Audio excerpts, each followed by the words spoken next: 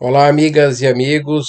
Aqui estamos novamente para a aula 16 do nosso curso Visão Espírita da Bíblia, abordando o tema da morte e ressurreição de Jesus e do estudo do Sudário de Turim, que é a prova viva da sua existência entre nós.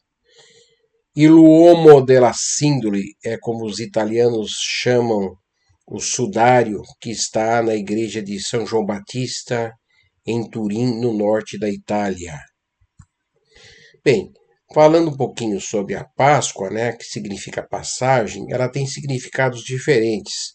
Para o povo judeu, para o povo hebreu, significa o êxodo, a travessia do Mar Vermelho e os tempos de deserto, né? E para nós, cristãos, significa a ressurreição de Cristo, a sua volta comprovando a imortalidade da alma. Vamos falar da madrugada da ressurreição.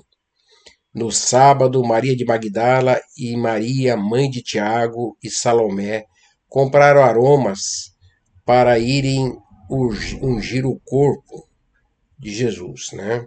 De madrugada, no primeiro dia da semana, elas foram ao túmulo ao nascer do sol e diziam entre si: Quem rolará a pedra da entrada do túmulo para nós?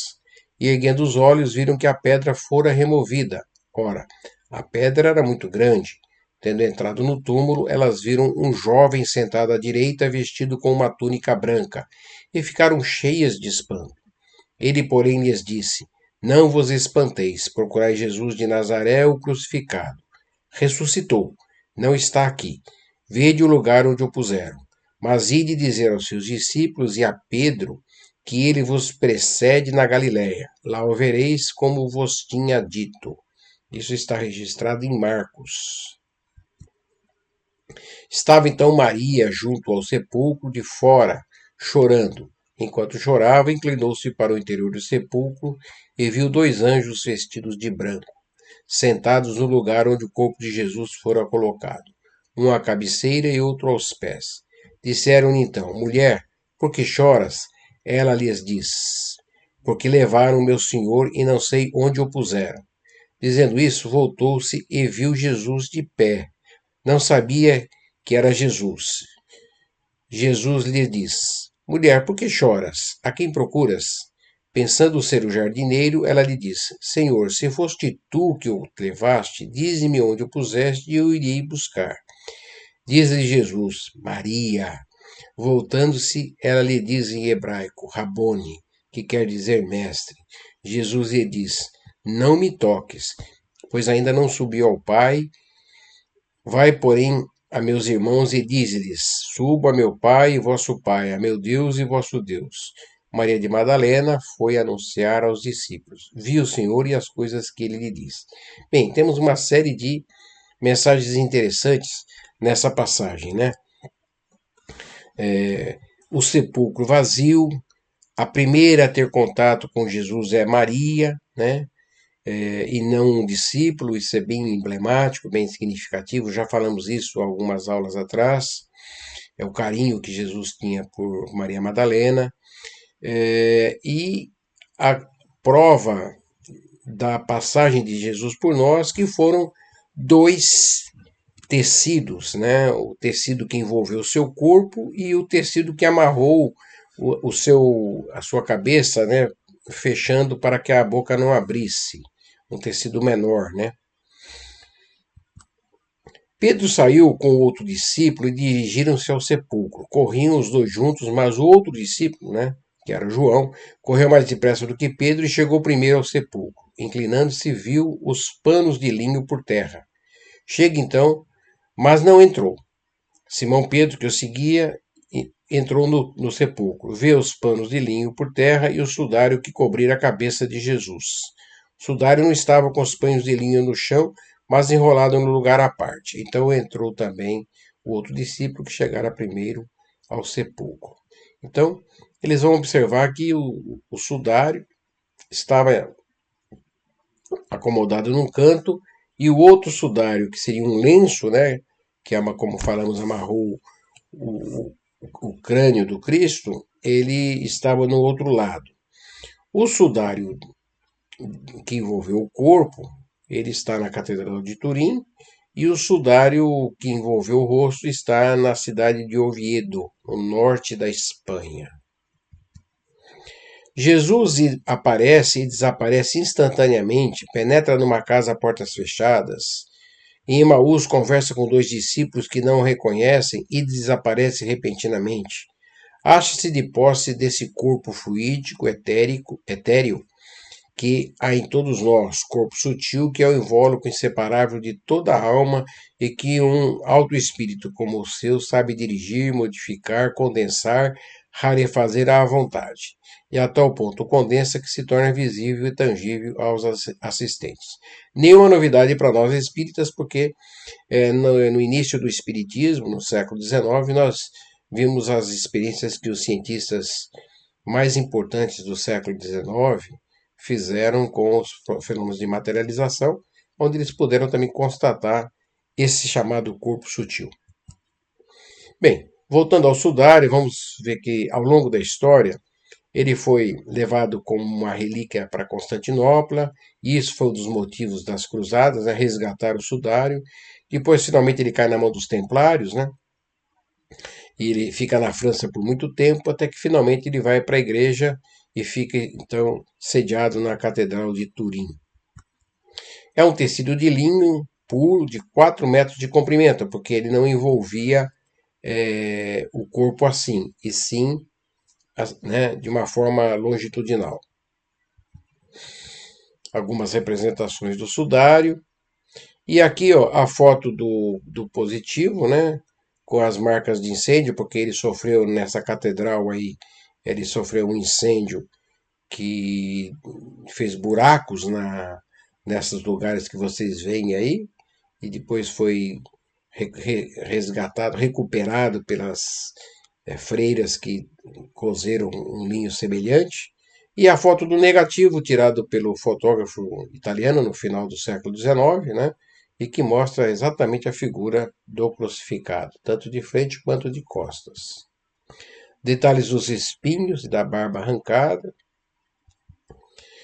Bem, o que a ciência fala sobre o sudário? Né? Que existem marcas de um clarão igual ao de uma bomba atômica, ou seja, o tecido registra sinais de uma grande explosão, né? Aquilo que nós, na doutrina espírita, estudamos como combustão espontânea, aonde o corpo desaparece e o objeto que está perto do corpo não desaparece. Dentro da fenomenologia espírita, nós vamos ver vários casos estudados por cientistas da chamada combustão espontânea, que seria a queima do duplo etérico. E junto com o duplo etérico, queima também o corpo físico. Bom, também foram encontrados pólens muito antigos que só existiam em Jerusalém. Pólens das oliveiras foram encontrados nas fibras do sudário. E sinais de moeda de Pôncio Pilatos nos olhos, né?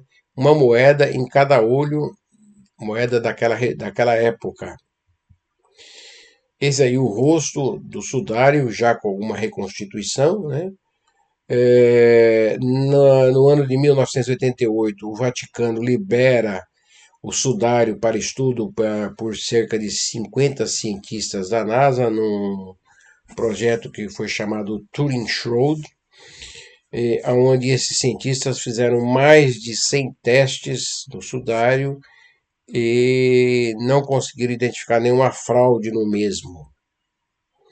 Identificaram que era de um homem de aproximadamente 1,80 m de altura, com sangue O positivo, né, entre outras características. Aí, nas fotos da frente e das costas do Cristo, né, com marcas do chicote romano de lança no abdômen. Uma coisa interessante é que o sudário registra 50 marcas de chicotes. O castigo romano, que era baseado num chicote que tinha na ponta um pequeno osso, ele era um castigo de 50 chibatadas. Normalmente as pessoas morriam com as 50 chibatadas. Jesus recebeu 2 castigos, 100 chibatadas, né? Perdeu muito sangue, mas não morreu. Ele tinha uma resistência física muito grande e não morreu. Marcas dos cravos exatamente como foram, né? Não nas palmas das mãos, mas nos pulsos, porque ninguém prega uma pessoa na cruz nas palmas, porque a pessoa cairia, o peso cairia, derrubaria o corpo. Então, exatamente onde era exatamente o método romano. E a polêmica do teste do carbono 14, né? Porque posteriormente o Vaticano tira uma fatia do sudário, uma tira, e entrega para 3 laboratórios, um nos Estados Unidos, um na Suíça e um na Inglaterra, e eles estudam o tecido à base do teste do carbono 14 e falam que o sudário é do século XV.